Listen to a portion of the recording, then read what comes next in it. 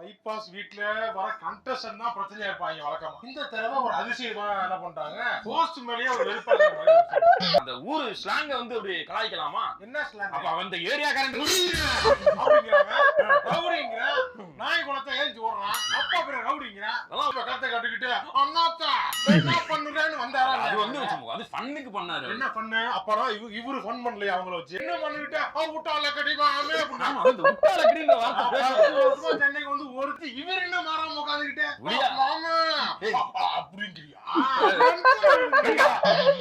நீ எதுக்கு இப்ப சந்திரமுகியா மாட்டீங்க? அது என்ன இல்ல வந்து அடிச்சுக்கிற மாதிரி இருக்கும். அவர் நறுக்கு நறுக்குன்னு கேட்காம மாதிரி தெரியும். கேப்பாரு இல்ல, வேற ஒருத்தர் கேட்பாரு.